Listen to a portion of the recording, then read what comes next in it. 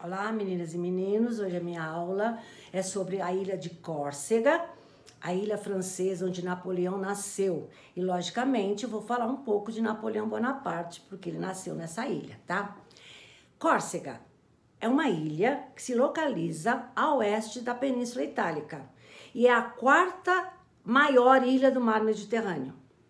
A maior delas é a Sicília, né, cuja capital é Palermo. É uma ilha italiana, mas de governo autônomo. A segunda é a Sardenha, que fica ao sul da Córcega, cuja capital é Cagliari, tá? Bom, a Córcega e a Sardenha são separadas pelo Estreito de Bonifácio, que tem apenas 13 quilômetros. De barco, meia hora você chega, vai da Córcega à Sardenha, tá? Mas vou falar da Córcega desde o século II a.C., quando Roma mandava em quase todo o mundo ocidental. Ficaram registrados depoimentos de romanos dessa época em relação à Córcega, que foi conquistada também pelos romanos. Eles falaram: quem compra um corso se arrepende pelo desperdício de dinheiro. Não estamos dispostos a aprender, eles não estavam dispostos a aprender os costumes romanos. Não se curvavam aos monarcas estrangeiros e eram atrasados e anti-higiênicos, tá? Bom, da Córcega, os romanos não conseguiram muitos espólios. O que eram espólios? Objetos conquistados pelos vencedores numa guerra, tá? Por isso que eles tinham, assim, muita coisa contra a Córcega, né? Porque além de não conseguirem muitos espólios, eles ainda não se curvaram aos monarcas estrangeiros, não se curvaram aos costumes romanos, tá? Mas voltando à Córcega, depois dos romanos vieram também os bárbaros. Lembram que os bárbaros acabaram com o Império Romano Ocidental em 476 depois de Cristo, que aí vai começar a Idade Média? Então, na Córcega também entraram os bárbaros, mas dois povos principalmente, os vândalos e os godos, tá? Bom, depois ficou sob domínio de Pisa, a Córcega, a mando do Papa, porque havia tanta confusão, tanta invasão, tanto barulho lá dentro, que o Papa colocou a Córcega sob domínio de Pisa, uma grande cidade da Península Itálica. Vocês lembram que, né, a Itália só vai surgir em 1861.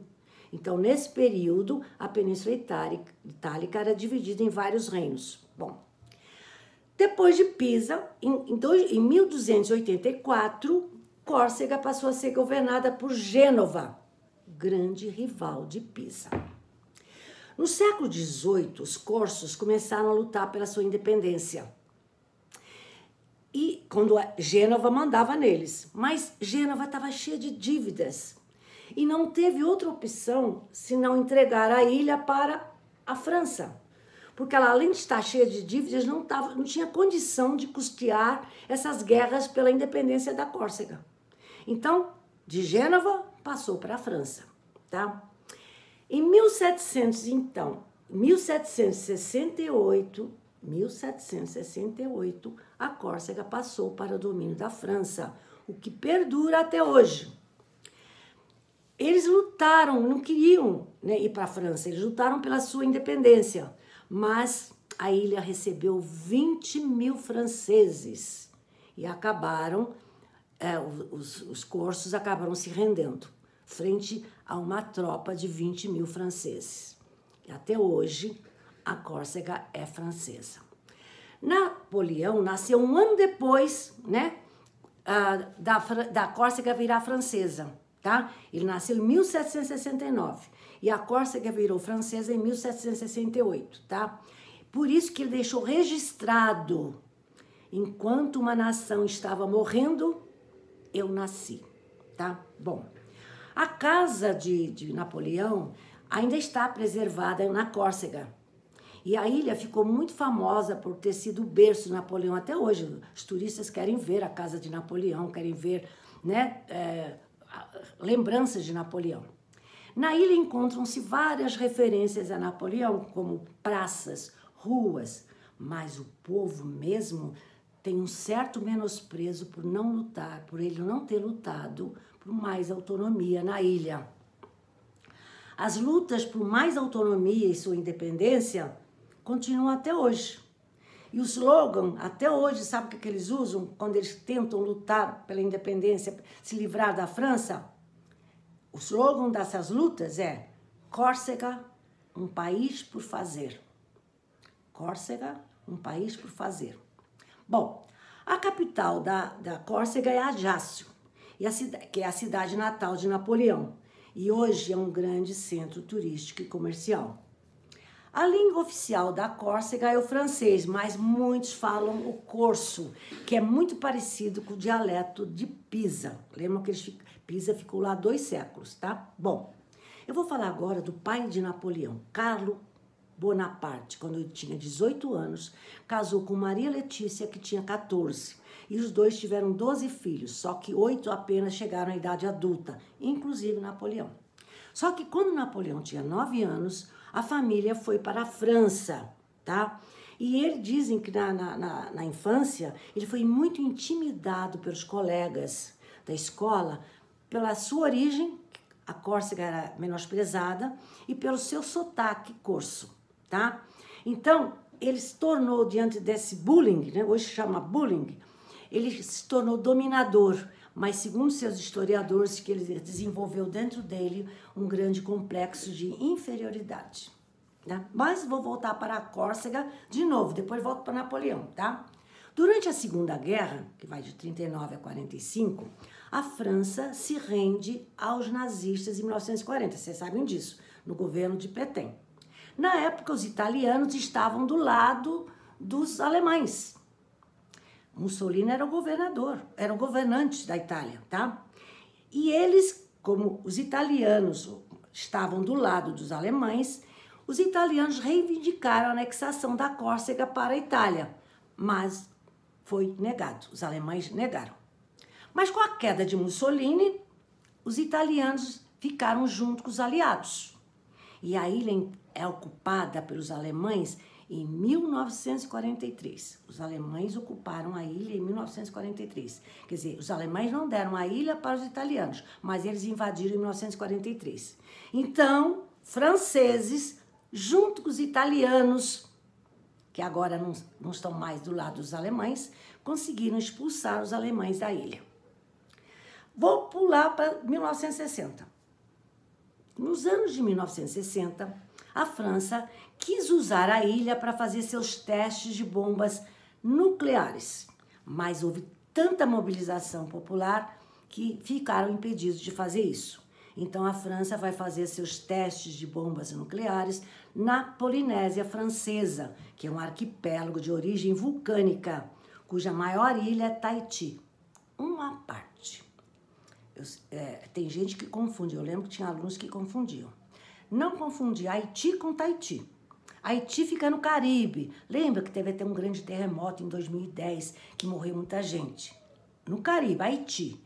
E Tahiti fica no Pacífico, que é a maior ilha da Polinésia Francesa, tá? Bom, isso foi só um esclarecimento.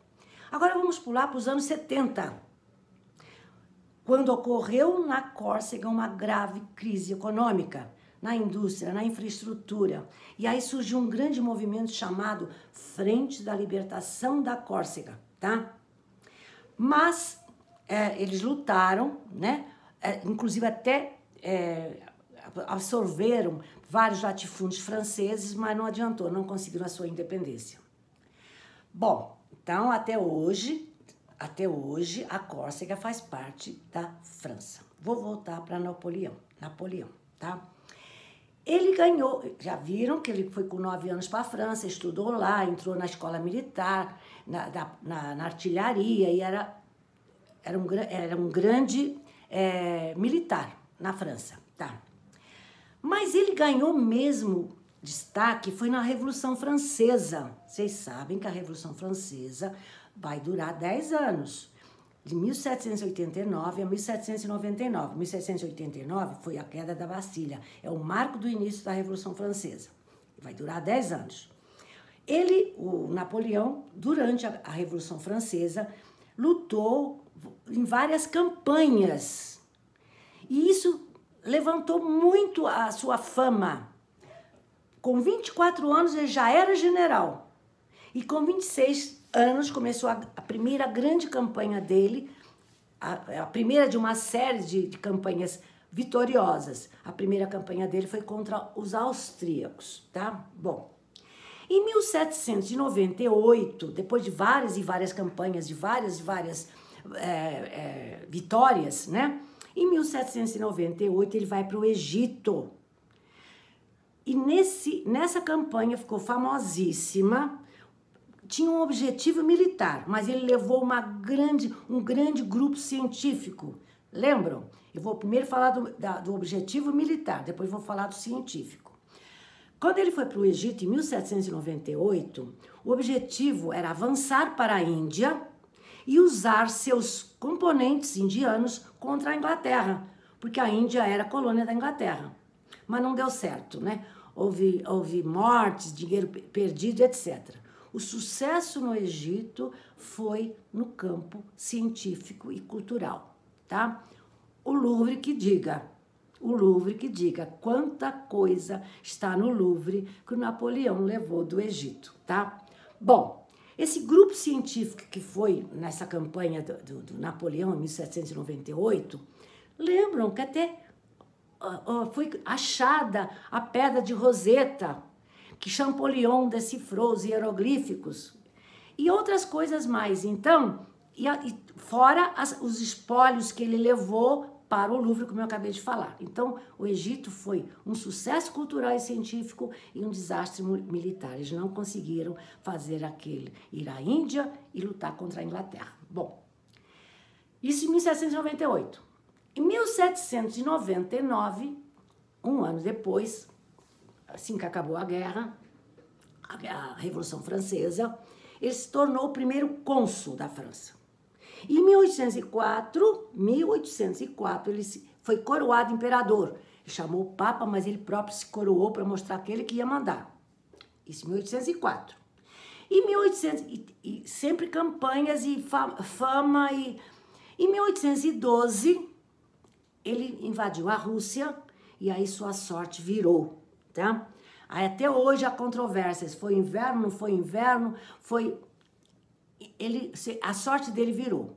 1812, então em 1813 ele foi derrotado em Leipzig e foi preso na ilha de Elba até 1815. Depois ele conseguiu fugir da ilha de Elba e governou 100 dias, né? 100 dias, mas foi derrotado na Batalha de Waterloo por Wellington, Duque de Wellington. Em 1815 ele foi preso, como eu falei, na ilha de Santa Helena e morreu em 1821, 6 anos depois, aos 52 anos. Mas antes de eu enterrar o Napoleão, eu vou falar o que se fala dele, o que ficou dele. Como eu falei, não posso falar muito, porque senão vou ficar aqui horas. Mas tem muita coisa que vocês têm que saber, que a gente tem que relembrar. Olha só.